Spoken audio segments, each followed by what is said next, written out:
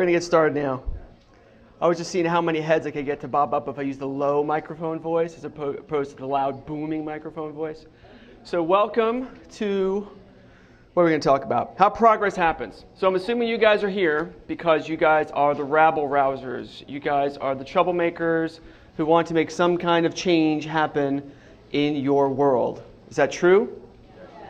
Good. All right, excellent. We'll get along very well then because I'm a troublemaker myself. So what we're going to do is we're going to talk about the real way that progress works, the real way that change happens in the real world. And I worked at Microsoft for about 10 years, and I left about 5 years ago to write books. And the two books I've written for O'Reilly, I'm an O'Reilly author, are both about change. They're both about how you make change happen in the workplace primarily, but also in the real world. And the first book is about project management. The second book is about innovation. But really, it's all about change. You're showing up, you're managing a project, you're doing something where you're trying to introduce something into the world that was not there before. That's what we're going to talk about. Now, the phrase tools of change, I find really, really strange. Tools of change. And I'm a fan of tools. I'm a computer science major. My background's in technology. As I mentioned, I worked at Microsoft, so I like thinking about the technocentric view of the world. But the more I thought about the phrase tools of change, I thought about things like parking meters and gumball machines and laundromats and arcades where you put money in to get change. Because tools of change, we're putting the focus on the tools, that the tools make the change happen. And if you study change, you study revolutions, political revolutions, you study technology movements and how phases of innovation have taken place, the tools play a role because they're necessary, but they're not really the secret as to why a change takes place at a certain time or not. The reason why changes take place at a certain time or not has everything to do with the people. And the best place to start, at least in this country, talking about change and the history of change and understanding change is the American Revolution. The American Revolution. What year did the American Revolutionary War start? Who's here is an American? Who here went to public school? Apparently all of you, right? What year did the Revolutionary War start? Oh my God. This is like the easy part of the test. This is like we're starting out. 1776. Okay. Now, right. So 1776. Can anyone tell me what major technological innovation took place that year? There wasn't one. All the technologies used by the founding fathers and all their great wisdom and all their great progression, all the technologies that they used have been around for decades. They used scrolls, they used quill pens, they used horses. Those were their technologies. So there was nothing inherent in the tools they were using that magically made the American Revolution possible. We like to mythologize the American Revolution. We like to point out how wonderful and amazing it was. That is a perfect example of a revolution that was done without any transformative tool. And that's the premise I'm going to talk about for the next 20 minutes or so. Another thing that we like to focus on is the Gutenberg Bible. Gutenberg is held up in the internet age as like a triumphant moment. When he created the first printing press that made the first Bible, it's a triumphant moment that allowed the Renaissance to happen, which allowed the Enlightenment to happen, which allowed the American Revolution to happen. So we put a lot of pride. You guys have heard of Gutenberg, right? Yeah. Okay, I'm just checking now, all right? A publishing industry, I'm figuring, you gotta know that one. Now, the truth of the story is, yeah, Gutenberg made a Bible, but Gutenberg had no intention of creating any kind of revolution whatsoever. Gutenberg was a relatively unsuccessful businessman. He was a craftsman who was trying to make a Bible to make money. That's his entire ambition. It turned out that the Bibles he made were popularized and took off and eventually popularized publishing, created the opportunity for things to happen. But the Renaissance was well underway before Gutenberg even tried to make his first book. And to be honest, you want to talk about movements like the Renaissance and the Enlightenment, the true story about how those things happened had more to do with the people than the tools. Because the tool doesn't tell you what to put in the book. The tool doesn't say, I'm going to quit my job and put my family's life on the line by writing a book that is heretical, that challenges the status quo. No technology can do that for a person. A book, a website, RSS feed, no technology can do that for the world. A person has to do it. So when we talk about Gandhi, what technologies did Gandhi use that allowed him to have the whole peace movement, nonviolent resistance, right? Civil disobedience. There's no fundamental technology that was at the core of that movement. It had to do with people taking risks. So the fundamental thing to think about, if ever you find yourself today, tomorrow, next week, you find yourself, I'm trying to make change happen at work.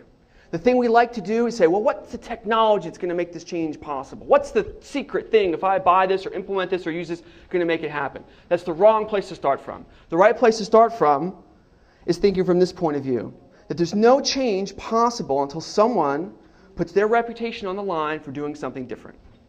And if you're the person who wants change to happen, that person's probably you. And the corollary to this is about power. It's about power.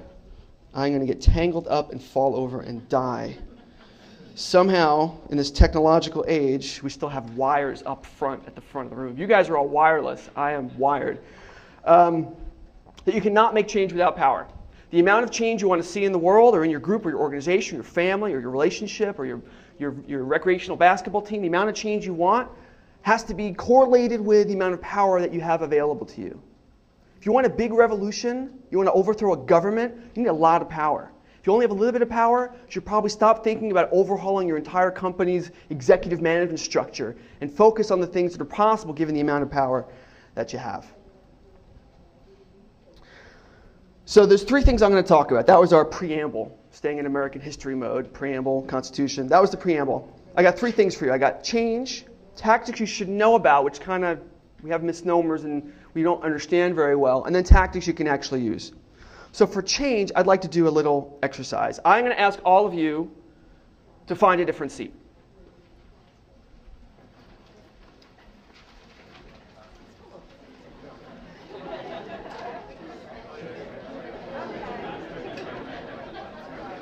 You're a smart man.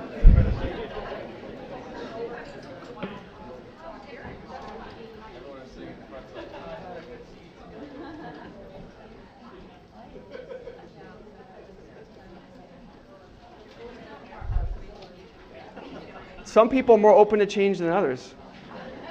Some people are more blind than others. That's okay.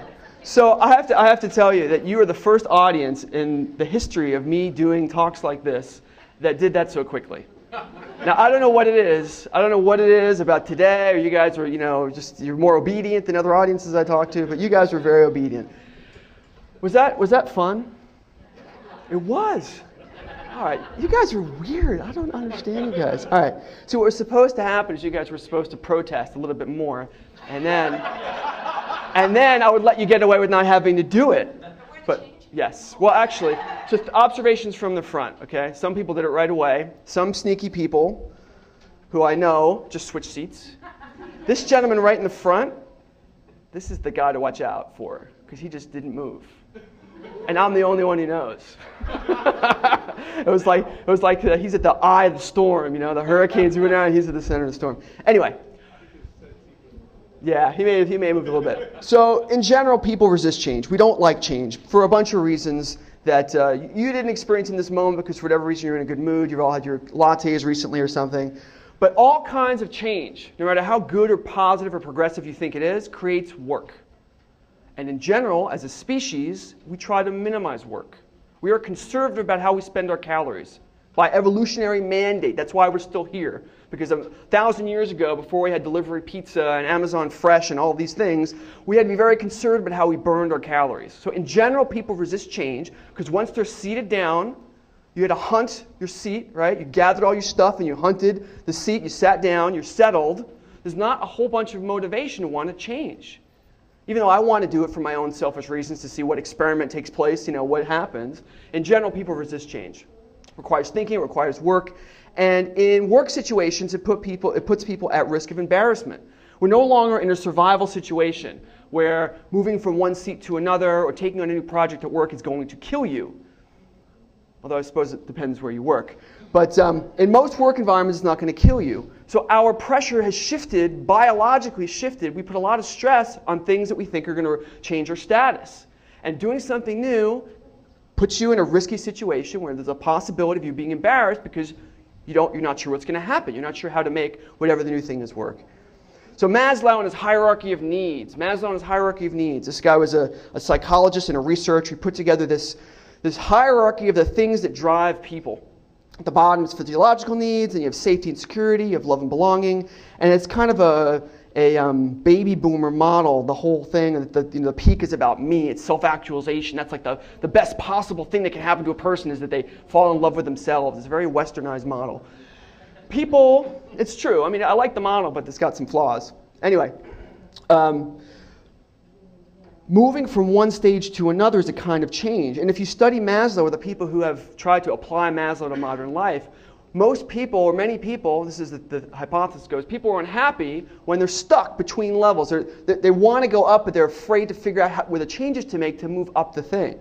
So this is the hierarchy, which we believe, most people believe, helps you to become a more complete or happier person. But it involves lots of steps of changes which we inherently resist. So we have certain conflicts about how we deal with change. And you can see this in lots of situations that happen fairly regularly in the modern world. People who live in floodplains.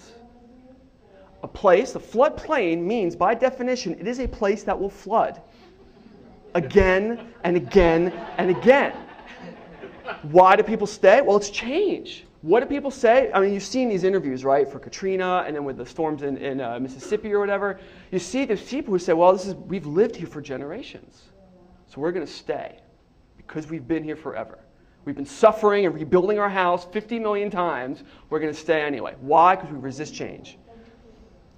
It's actually a really bad, strange band. In the history of strange band names, there's a band called Status Quo, which has got to be one of the worst possible names. But anyway, has anyone here ever heard Status Quo? Oh, wow. All right, I'm sorry. I know you guys on the feedback form are going to say, that guy picked on my musical tastes. All right. There are all these things that we tend to say that protect us against change. We use traditions as a way to protect us against change. We say, well, my dad did that, so I'm going to do that, which is not really a rational way to make decisions about living in the world. And I'm not saying that traditions are bad or evil, but a tradition existing for the sake of it being a tradition is really not a smart way to go about living, because there are assumptions that were made a long time ago that may not be valid anymore, that you don't fully understand. Now, when it comes to ideas and progress and making change happen, there's a set of similar things that get said in most organizations. Similar things that get said in most organizations when a new idea is proposed. And these things harken back to traditionalism, because they say, wait, we don't do that here. You have a new idea, you want to make, say it's 1994, and you work at a company that, has never made a website before, and someone comes along and says, hey, we should have a website for a publishing company. Well, we don't do that here. That's not how things are done. Now that answer, this is not how things are done, doesn't have any bearing on the merit of the idea. Now, one of the books I wrote for a while is a book called The Myths of Innovation. It's a popular book. And one of the things I did for that book was to go to different organizations and ask people, what are the ridiculous or non-critical thinking questions or responses you've heard to ideas that you've proposed? They're called idea killers. And they come up all the time. We don't do that here. We tried that already. Which may have been an idiot that tried it. An idiot who is drunk tried that idea. We're going to reject it. We tried that already. Sorry. Nothing's changed. So if you've ever felt, who here has heard any of these things at work? Idea killers. Okay, many of you, most of you, good. Now, if you're curious, yes, if you're curious about the phenomenon, I actually posted this on my blog. I had about 10 or 12 of them. There's now a list of about 75 of them. So it's an interesting list to go through, because if ever you're planning to propose an idea to someone else at work, going through this list is a great way to improve your pitch at making change happen, because you'll be prepared, you'll have thought through. If someone says, we don't do that here, you can say, of course not, because the world has changed. We need to do this now because we haven't been, people don't expect you to have a response for these things. Anyway, idea killers. Now, on the positive side about human nature and psychology, we seek change in certain situations. And this isn't tied directly to Maslow, but it is tied to psychological theory. What motivates people to move out of their cave to find another cave is when their cave has been set on fire. Or a bear runs in and kills your mate or something. You're going to move when you are threatened or under duress. When things are unpleasant, you'll be motivated to change. Which creates a certain weird dichotomy here, because usually we avoid bad, unpleasant situations. But if you're thinking like a progressive, if you're thinking like a change maker, someone who wants to make a new idea happen, you want to look around your organization for who's unhappy. Who's not settled? Who is maybe someone who's new and they haven't settled down yet? Maybe someone who's been around for a while who's grumpy about some reason. That is a possible ally because there's energy there for change. And it's an odd thing right now in the U.S. economy. Everyone's like, oh my God, recession. It's an opportunity for change. There's a huge opportunity for change right now for this very fundamental psychological reason. Back to the cynical side of human nature. There's a book called The Structure of Scientific Revolutions. Has anyone heard of this book? A few of you. Have you read this book? Really? Wow. Okay. This is one of those books that I've been referred many, many times, and I've never made it all the way through without wanting to kill someone. Now, unfortunately, he's dead. The author's dead, so I can't kill him. But the death theme is, I'm not really being that mean. He actually talks about death a lot in the book. The book is about the phrase paradigm shift comes largely from this book, I believe. And the book, one part of the book, what the book's trying to be about is explaining why scientific revolutions happen when they happen. That's the premise of the book. One of his hypotheses is this. A new scientific truth does not triumph by convincing its opponents and making them see the light, but rather because its opponents eventually die, and a new generation grows up that is familiar with it. Because they die, right? And this is science. It's supposed to be progressive and, new theories, right? And it's Max Planck. This isn't some outsider. It's Max Planck, a guy who's in the system. And I don't know when he said this, but I suspect he said this when he was an older guy, right? Knowing all the people who were waiting for him to kick the bucket so they could make the new ideas move through. So the fundamental point, it's a human nature. In areas that are supposed to be logical and progressive as science, that we resist change. We fundamentally resist change. It's very difficult, even given a whole bunch of the right circumstances, to make change happen. Some facts you should know. Facts you should know. Back to the American history. The word revolution is really a lousy word to use, and it gets used a lot. Because it turns out the history of people who said, revolution, is really bad. Really, really bad. Like your odds, if you call yourself a revolutionary, the odds of you succeeding with your revolution is like really, really small. The problem is in the United States, we happen to be one of the countries where the revolution worked. So we're like, revolution, it's wonderful, awesome, everything should be a revolution. So whenever you hear the word revolution, radical breakthrough, paradigm shift, those are all warning signs that someone's probably full of crap. It doesn't really understand how to make change happen, and they're betting on the reputation of these words to help carry through the weaknesses in their ideas. People who really get what they're trying to make happen, people who are very clear about what they want, usually talk about the problem they're trying to solve. They talk about the problem they're trying to solve and how they're going to solve it. And they use much less jargon than the people who really haven't thought out what it is they want to do and how they're going to do it. Second thing is about power. And in the United States, we are obsessed with democracy. We are obsessed with democracy. And democracy is a good thing. I'm not a communist or a tyrannical. I don't want to take over and be like an emperor. Although this is a picture of an emperor who I'm going to tell a story about in a second. Committees, by definition, prevent change. The whole idea is to try to get consensus, and consensus will always lead towards mediocrity because you're averaging out decision making. You're averaging out decision making. So one of the most interesting stories to me about Rome, this is a picture of the Emperor Constantine. Later empire, he was a later emperor. And one of his claims to fame, if you remember the early history of the Christians in Rome, they didn't like the Christians so much. Like the whole throwing them into the lions thing. Like that's not like, a story. Like that was true. Like there's catalogs of all the things they would do with Christians and Jews and slaves and other things. So there were hundreds of years of horrible treatment for Christians. And then one day, Constantine decides, you know what? We should be nice to Christians. Boom. Edict of Milan, I believe it was called. Edict of Milan. And now, next day, everyone's nice to Christians. Boom, like that. That could never, ever, ever, ever happen in a democracy. Ever. It's designed to prevent that from happening. But if you're talking about change, right, and I'm not really trying to get into a political debate about political structures and tyranny and fascism and whatnot, but if you're talking about change, autocracy and solidified centralized power is actually a much more effective way to make immediate change happen.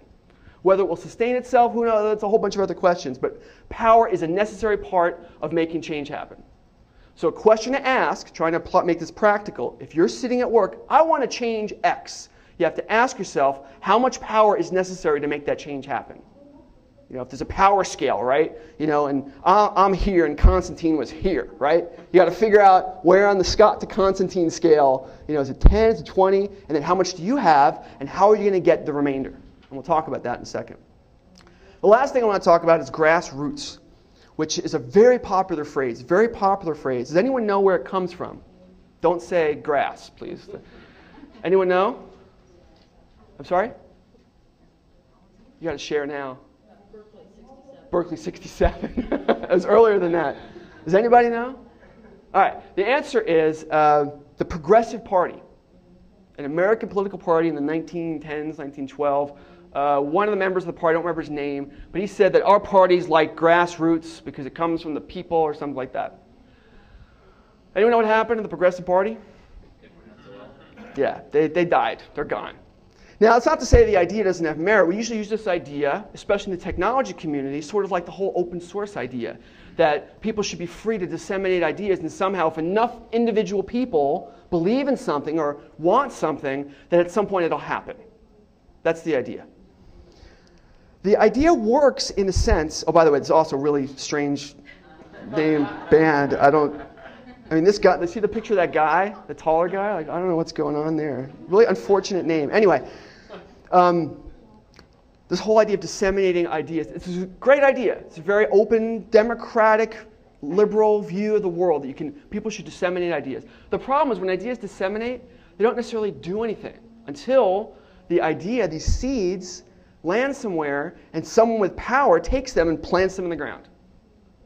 And I'm not saying someone in power in the global sense, you have to be, a leader of a country. Some individual has to say, you know what, I'm going to take the example of wind power. Someone has to say, I'm going to take my house, I'm going to put a windmill down, I'm going to power my house this way. They're going to use their own power to implement the idea.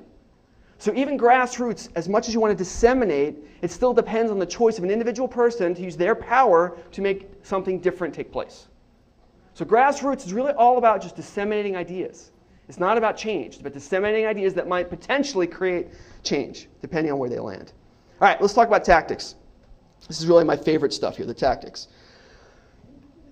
Out of all the research that I've done, all the companies I've talked to and visited, and all the stuff that if I try to encapsulate it down, it comes down to these three things. Whenever someone says, I'm working on this project, our company's never done this before, what's my playbook? What should I be thinking about? If I had to concise it down to one little slide, this is it. Power, persuasion, and intuition.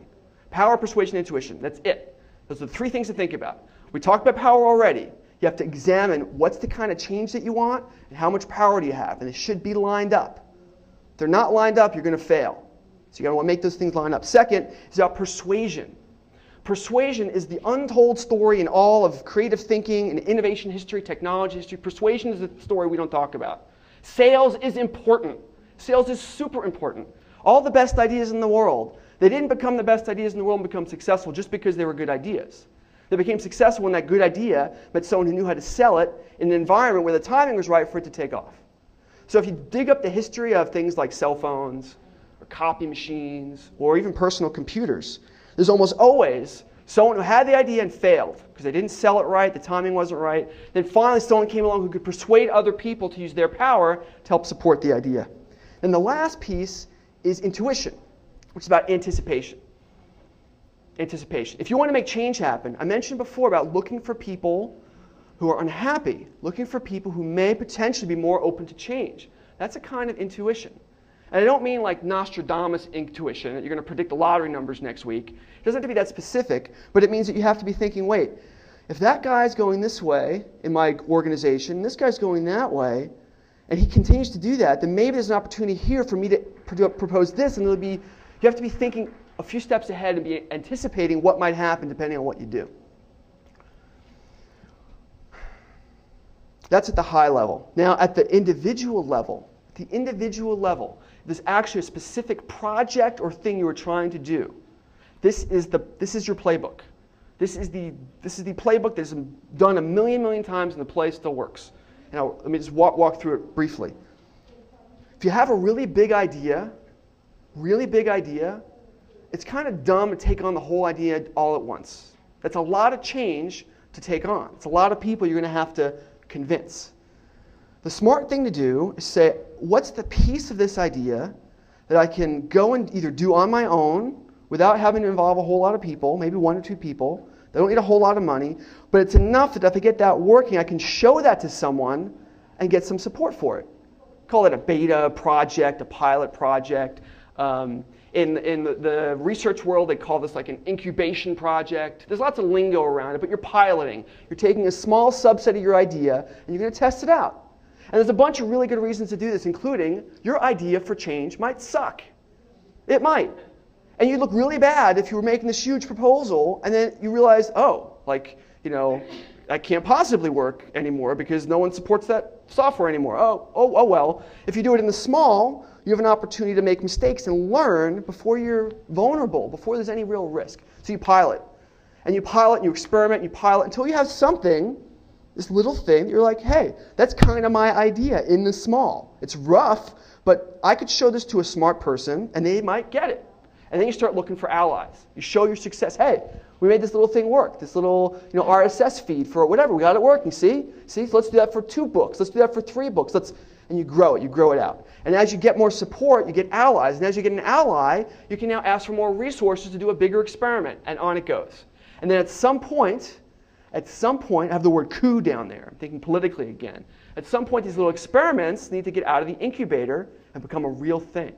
So you're waiting. You're like Napoleon, or you're waiting for the right moment where you have enough momentum behind your little thing that now it can become a real thing. That's your playbook in a nutshell. And the stories of many inventions and innovations follow this exact same playbook. Now, entrepreneurship is a similar process. You're doing the same thing as an entrepreneur. Anyone who starts a startup company, they make a little beta version, a little pilot version, they demo that, they ask for money, they make it a little bigger, they ask for more money, then at some point they're able to launch, which is their version of a coup. But the process is very similar. Now, the playbook for managers, how many of you are managers or manage people? Okay. How many of you manage robots? Animals? Okay. If you're a manager, the rules are a little bit different. Management is largely constructed around conservation. The history of management as a profession is only like 150 years old. It's as old as the railroad industry and the banking industry, because those are the first businesses that were large enough to require a professional person managing other professional people. Before that, the only real management structures we had were either military, which were also command and control, a sergeant saying, charge, and they all died, and they'd say, charge again. It was command and control, not really about change, it was about discipline. The banking and railroad industries were also about they created management largely to manage these processes where they wanted the same things repeated again and again. So you have this management structure, these hierarchical structures, that these days innovation is super popular. Everyone's, we got to innovate, got to be innovative. They don't know what that means, but they say we got to do it. And management is not set up to really make this happen, because managers, people who have MBAs or manage teams of people, are taught and reinforced and rewarded for believing they are the center of attention. If you want to make innovation happen, you want to make risk-taking happen, you want to create opportunities for the people who work for you to do this underneath you. Your job becomes not being the star, it becomes creating an environment where this playbook can work really well. It's a very different way of thinking about what a manager should do if the goal becomes change and progress and innovation. So I say Pavlov lives. A very common disease among managers and leaders and executives who talk about change is that they talk about it and they do want it, but they don't change their own management approach themselves to enable change to happen in their own organizations. So Pavlov lives means people do what they're rewarded for. People do what they're rewarded for. So if I'm a manager and we have a brainstorming meeting, so let's say I'm the executive of Scott Industries, and you guys we're all in the same, you're all on my team. We're having a big brainstorming meeting. And I say, I want ideas. And someone raised their hand with an idea. I say, that sucks. Someone else I say, that sucks. And I say, we're doing my idea. Who here has had that happen? Maybe not that quickly or that brutally, right? It's common. It's very common. As soon as the manager behaves that way to one person, everyone else observed that happen. And they're not going to be raising their hand with their ideas. They're not. Because they're being told, Pavlov again, they're being seen. Someone raises their idea with a challenging new thing, it's a new proposal, and they're penalized for it. And the only thing people are rewarded for is when the boss says, my idea is, we should, make a website. Everyone goes, yeah, it's a great idea. Woo! And they get rewarded for that. That's what they're going to do. So you have to think very carefully about your own behavior and all the interactions you have about decision making and what next projects are going to be done, but how your own biases and natural self-centeredness prohibits innovation and progress and change happening underneath you. An interesting test for this it's hard to deal with, but it's an interesting test, is there should always be some ideas that you accept that you don't entirely like. If you're hiring good people, you're hiring smart people, you're hiring people who have knowledge that you don't have, which is usually a good thing to do if you're trying to make change happen, and they're going to be suggesting things that come from a perspective you don't entirely get. And if you're always thwarting ideas that don't fit your worldview, all you're ever going to get is your worldview, which as a manager is increasingly away from the front lines where all the new stuff is happening. So there always should be something on the plan where if, some person who you think is you hired them because they're smart and they have lots of good ideas. If they're really passionate about an idea, there should be some amount of leeway they get to follow that idea, to at least make it something they're working on in the background. 10 minutes. Working on in the background. So to wrap up, we have 10 minutes left, which I'd love to do Q&A with you guys and hear what other things you'd like me to try to tell you about. To wrap up, it's very important. It's very important as soon as you're thinking about change, creation and progress, and that language comes up, you should be thinking about people first. People who are motivated and empowered can usually figure out a way to make change happen regardless of the tools that they have. They will find a way. And the examples I showed before, talking about Gandhi and the founding fathers of the American Revolution, all the really good stories about change center on the people and the risks they were willing to take. That's the most important thing. In our, especially at conferences like this one, and in our country, we are technocentric. So we like to think about the tools first. What can we buy? What can we use? What infrastructure can we get? And all that stuff is important. It is, but it's not the secret. If there's any magic thing, it's about the people. Second, we fear change. No matter what people say, no matter what people talk about, no matter what the charter becomes, no matter how much they use words like revolution and innovation and breakthrough and paradigm shift, we are naturally conservative. So what you have to overcome when you propose something new, is that it's got nothing to do with your idea. It's that natural inhibition people have about change. And the sooner you figure out how to get around those things in your particular organization, the greater the likelihood that your ideas will actually fly. Third, facts about revolution. I already picked on that word. Power and grassroots. Those are things that we like to believe in, and our view of them compared to the history is skewed. Revolution is overused. Power is usually underestimated as being a critical factor. And grassroots is only idea dissemination. It doesn't actually make change happen. It just gives more people an opportunity to make a different choice. And I talked about tactics, pilot and repeat. Find a way, however small it has to be, that you can make something that's safe, have it not work out quite well, and you change it, and then once it's good enough, you show it, you get more support, you make it bigger, you get more support, and then when you're ready, you strike, and you have your coup, and you take over. And then last is, as a manager, or if you're an individual contributor, you're an individual person, and you're thinking about how your manager's preventing you from doing what you were trying to make happen, a manager's job, and when talking about progress and innovation, is creating an environment underneath them where people can do the piloting and experimenting and feel safe and protected. A manager provides cover fire. Only a manager can provide cover fire in an organization. If I'm an individual, I can't know what's going on in all these management level meetings. I'm not there. The manager can be there and say, oh, well, Fred underneath me is working on this thing, and I just heard someone else in another group is working on the same thing. So what can I say in this meeting to help Fred's thing survive? Or make sure the best thing, only a manager can do that. Cover fire is the number one most important thing for a manager to do for those little projects underneath him. So with that, these are the photo credits for all the pictures that I used, and thank you for laughing and paying attention. Thank you.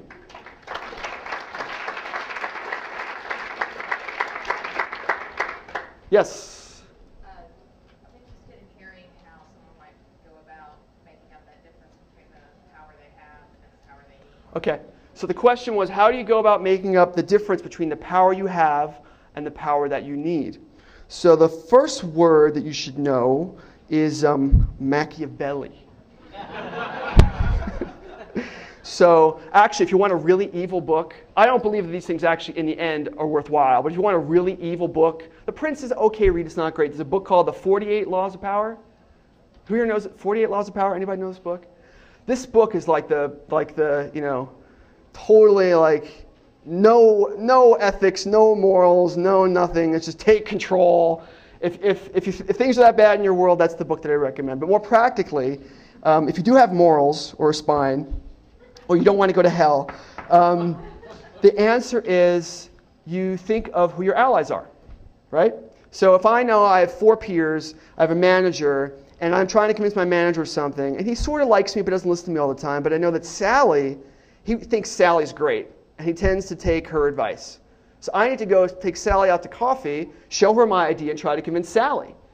And then once I convince Sally, she's like, yeah, this is great. I'll go, Sally, hey, can you come with me to talk to the boss? And I'm using her power, I'm borrowing her power. So that's the right mindset. Whose power can you borrow? And sometimes, depending on who you know in the organization, there may be very senior people who you have their ear. That you could say, hey, can I have 5 minutes of your time to show you something? And then you can take that and go back to someone else and say, yeah, I went to the VP and he thought it was great. And they'll go, oh, really? And all of a sudden, you now have a whole world of power that you couldn't, that has nothing to do with your hierarchy. It has to do with your network. So there's like dozens of things like that where you look around. Whose power can you use? Other questions? Yeah. So let's say the change is coming at you from either direction. So from the top, you're saying, new idea, help us validate this, help us make this happen. And your, backpack is overloaded with huge textbooks, and you have to say, help. How do you manage up as far as facilitating that change? If you want to be there, your energy's there, you're believing in the vision, but your resources are strapped. Okay. Great. So the question was, what do you do when your boss has a new idea, some new thing they want to make happen? They're telling you, go do it, but you don't have enough resources or time or sanity left to do it. And you don't want to whine. Okay. Damn, that's what I was going to say. You should whine. That could be a whole book, right? How to whine. 101 ways to whine. Yes, whine. That means I'm going a whole other direction. So the answer is 2 things. The first thing has nothing to do with change. It has to do with what good bosses are supposed to do. If I have 2 arms, right? Actually, I've had this happen with my wife a few times, right? I have a bag of her clothes in each hand, right?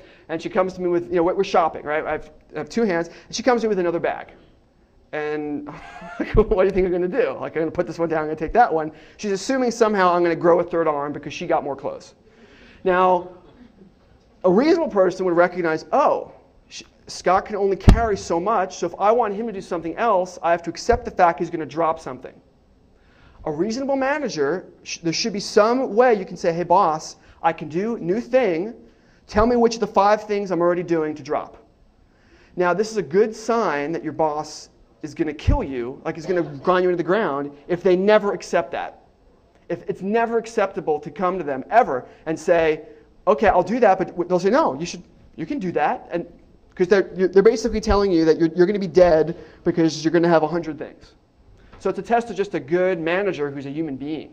It's entirely reason. In fact, as a good manager, you should be telling your employees to push back and force the boss to be thinking realistically about what's possible and what's not. Or the other way to go, this is like project management thinking. The other way to go is to say, I can take this on, but the quality of all the things I'm doing is going to drop. So I can keep doing all 4 things, but instead of like doing them at A level, I'm going to have to make them like B level or C level. Isn't there a third option is you decide yourself and just do it. You pick the thing. Oh, okay. She's saying the third option is you prioritize for yourself, and right. And then when they come back and say, oh, but you gave me. I see. Yeah, that can work. Last question. Anybody? Yes. Whoa. Okay. Well, the reason why I say whoa is because my work now is writing books and doing this, right? So do these strategies work? Yeah, they do. No, they do. I think the same thing. In fact, sitting right behind you is my editor at O'Reilly. And the one thing I have to do when I want to write a new book is propose the book to them. And that process is very similar to the process the whole entrepreneurial thing, right? What did I have to do? I had to come up with a sample version, an outline, propose it, I had to pitch it, I had to see who else support I could get. It's the same thing. So I think that strategy that's why I say, if you dig up the history of almost any invention, startup company, you'll find that same pattern. Little thing, you learn, get support, do it again, then eventually you go when you're done. Anyway, thank you all for coming and listening to me. Appreciate it.